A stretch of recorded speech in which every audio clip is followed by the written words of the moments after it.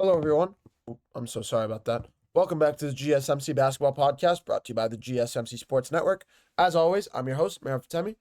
Getting into our next segment here, we're going to talk a little bit about the Minnesota Timberwolves, discussing their game two tonight, as well as the rest of the keys to what happened in game one and what they can learn from to bring into game two tonight.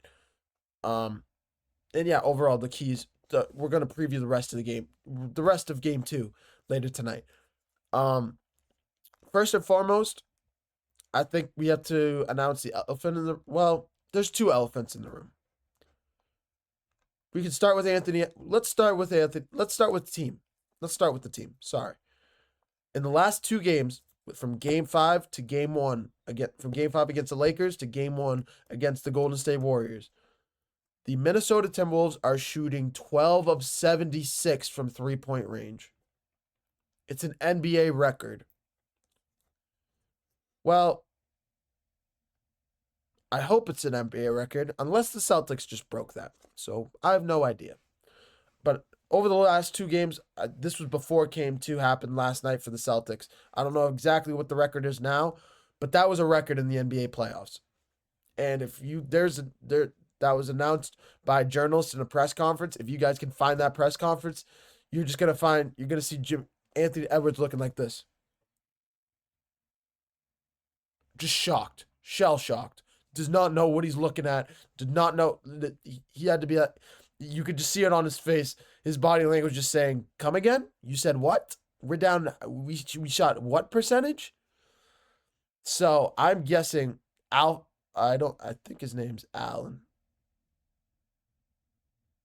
Coach Finch will have his team ready to go. He's probably having his guys just shooting threes all all practice long these last 2 days. Anthony Edwards, that's the next elephant in the room. You had a great second half. Do not get me wrong. 22 points in the second half, really turning it on, making the game close, trying to get within striking range for your team to possibly go on a comeback streak in the second half. But Minnesota, Anthony Edwards, superstar. 1 point in the first half. One. Anthony Edwards, you are a superstar in this league. You are. I'm giving him the same treatment that I gave to Jason Tatum. Jason Tatum deserves worse treatment than you because you have played better than him throughout these playoffs. You had that 43-point game against the Lakers in game 4. You still had a great game in game 1. It's just that first half was a struggle for you, but you really came back in the second half and made amends for it. Um Please figure it out because the Minnesota Timberwolves need you tonight, especially. If you go down 2-0 in this series, going back to Golden State, regardless of if Steph Curry's in the lineup or not, you're giving Steph Curry an opportunity to come back and smoke you guys again.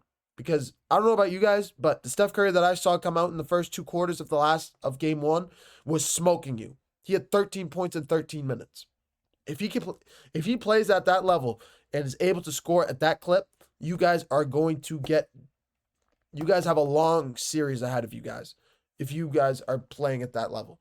So these games are crucial without Steph Curry in the lineup for you guys. I'm talking to Naz Reid. I'm talking to Jaden McDaniels.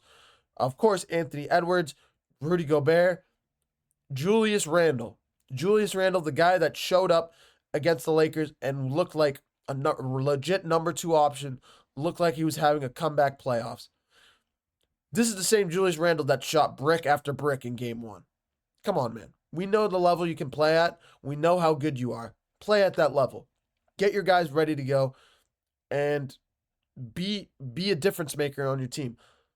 If this team can win these next 2 games, well, it depends on if Steph Curry comes back in game 4. But if you guys can win tonight, you can win. If you guys can win tonight in game 2, can win game 3, and depending on if Steph Curry comes back in game 4 or not, if you can win game 4 without Steph, you're pretty much win this series. I think. I don't think this Warriors team can come back and win 3 out of 4. That's just my take on it. But That's like you're up. You hold all the cards. Um, Plain and simple. You hold the cards. You hold the keys to the kingdom.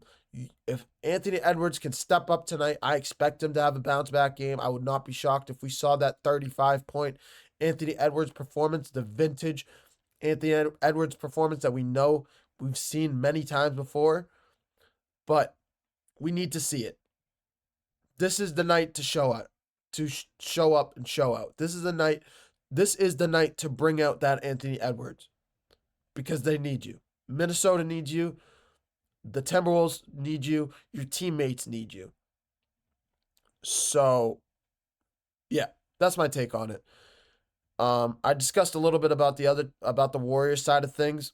I didn't really discuss about how they can win game 2. If we want to touch on that a little bit, it's going to come down to the shooting of Buddy Hield. It's going to come down to the playmaking of Jimmy Butler and the scheming of Steve Kerr to get his team ready to go. I think the Warriors have an opportunity to win tonight. I'm picking the Timberwolves. I'm picking Anthony Edwards to go ballistic. I'm picking Jaden McDaniels to have a comeback game to guard up Jimmy Butler pretty tightly. And I would not be shocked if the Timberwolves win this one pretty decisively. The Timberwolves, they're still one of the best teams in the NBA. They deserve the respect. They deserve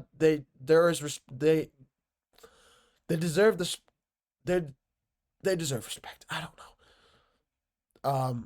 Give them respect that they deserve, and moving forward, they'll win game 2, and then moving forward, every game becomes a toss-up once again. Game 3 is a major toss-up between these two teams, and whoever wins could win the series, really.